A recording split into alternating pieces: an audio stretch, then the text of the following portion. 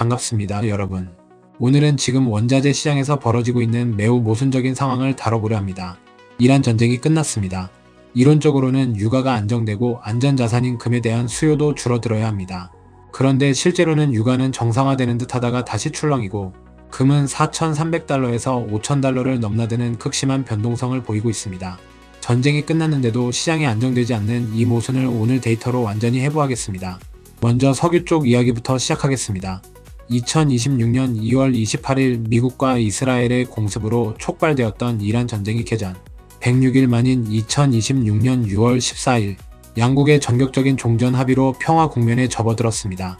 합의의 핵심은 전 세계 해상 원유, 물동량의 약 20%가 지나가는 호르무즈 해협의 완전한 재개방과 통행료 면제입니다.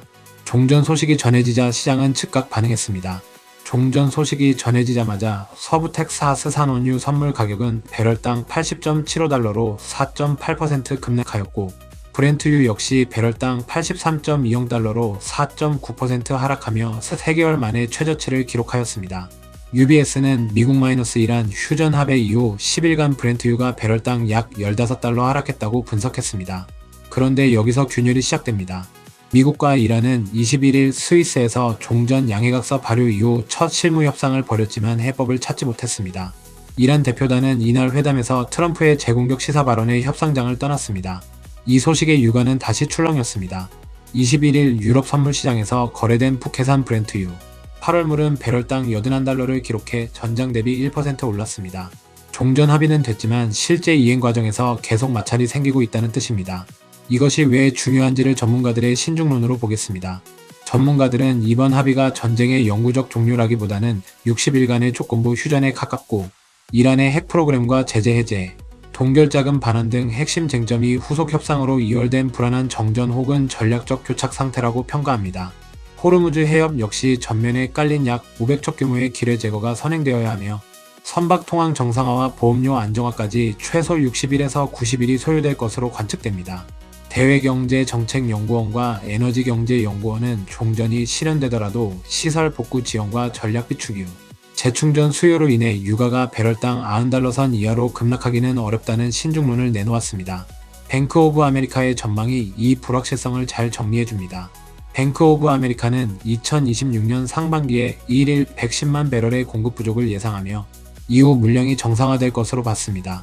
2026년 브렌트유 전망치를 배럴당 77.50달러로 상향 조정했으며 2분기 평균은 80달러이고 하반기에는 가격이 하락하여 전쟁 전 공급 과잉이 돌아오는 2027년에는 65달러로 떨어질 것으로 예상합니다. 다만 더 심각한 시나리오에서는 브렌트유가 평균 100달러에 달할 수 있으며 중단이 2026년 후반까지 이어질 경우 최대 130달러까지 상승할 수 있다고 덧붙였습니다.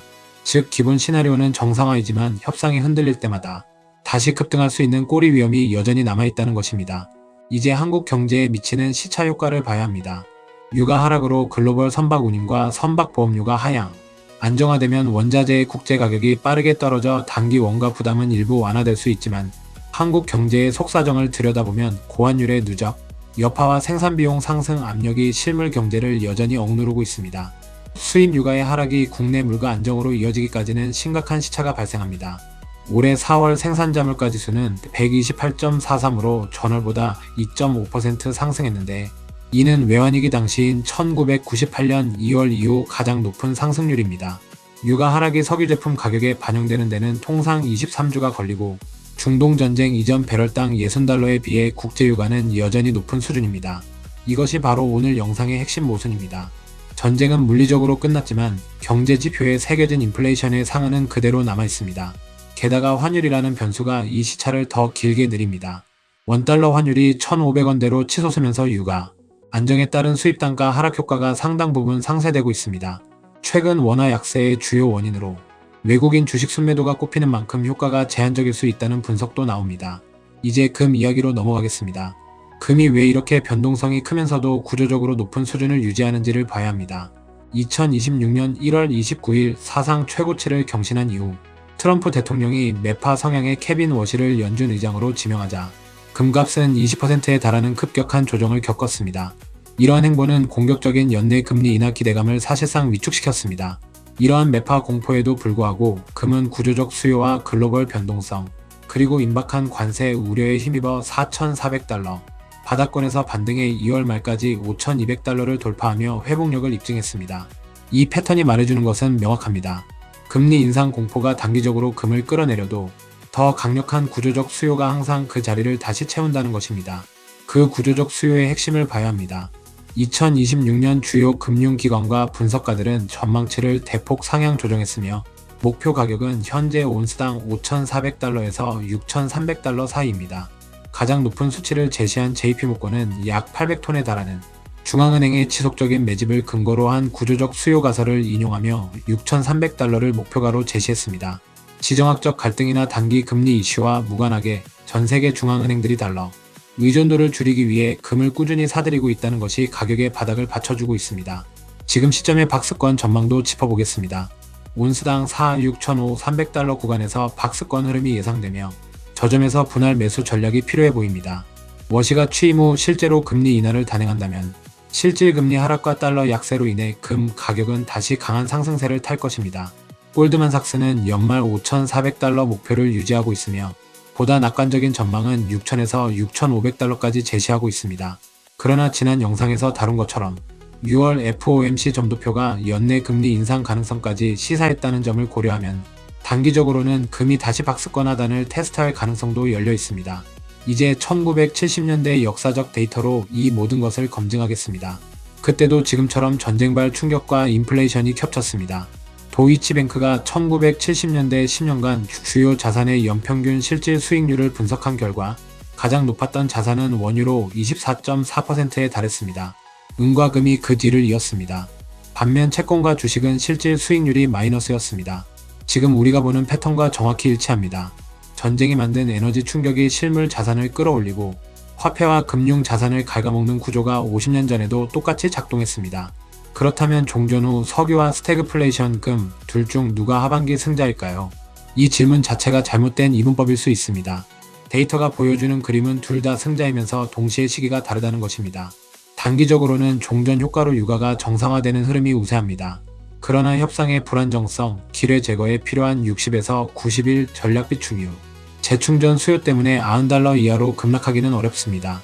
금은 단기적으로 금리 정책 변화에 흔들리지만 중앙은행 매집이라는 구조적 힘이 바닥을 받치고 있어 4,600에서 5,300달러, 박스권 안에서 계속 움직일 것으로 보입니다.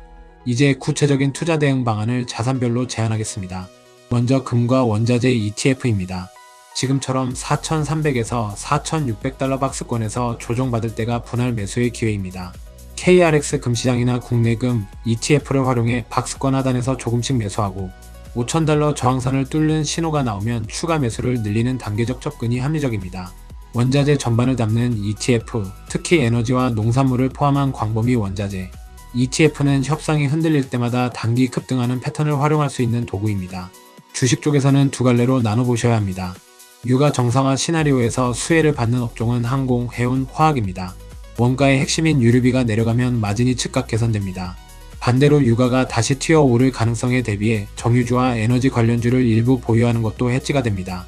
1970년대 데이터가 보여준 것처럼 인플레이션이 다시 부각될 경우 은행과 보험 같은 금리 수혜 가치주, 그리고 가격 전가력이 있는 필수 소비재 기업들이 상대적으로 강합니다.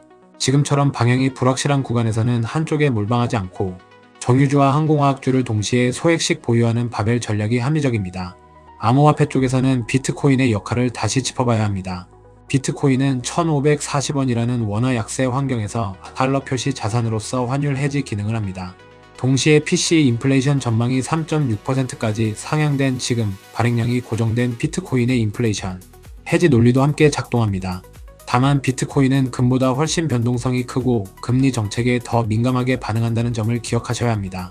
전체 자산의 5에서 10% 이내에서 소액 적립식으로 접근하면서 금과 비트코인을 함께 보유해 서로 다른 속도로 작동하는 두 개의 인플레이션 해지 도구로 활용하는 것이 지금 환경에 맞는 조합입니다.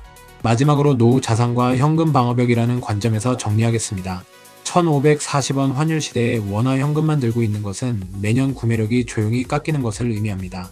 금은 그 구매력 하락을 가장 오래 검증된 방식으로 막아주는 자산입니다. 은퇴를 준비하는 분들이라면 전체 금융 자산의 10에서 15%를 금과 원자재 ETF로 구성해 인플레이션 방어벽을 세우고 그 위에 소액의 비트코인을 추가해 디지털 시대의 보조방어선을 만드는 것이 지금 가장 현실적인 자산 구성입니다. 전쟁은 끝났지만 그 전쟁이 만든 인플레이션의 흔적은 천천히 시차를 두고 사라집니다. 유가는 정상화를 향해 가지만 90달러라는 바닥이 단단하게 버티고 있고, 금은 금리 정책에 흔들리면서도 중앙은행이라는 구조적 매수자 덕분에 높은 수준을 유지합니다. 1970년대가 우리에게 가르쳐준 교훈은 명확합니다. 화폐의 가치가 흔들릴 때는 실물 자산이 답이라는 것입니다. 지금 1540원 환율 시대를 살고 있는 우리에게도 같은 원칙이 적용됩니다. 함께 해주셔서 감사하며 구독과 좋아요를 꼭 부탁드려요.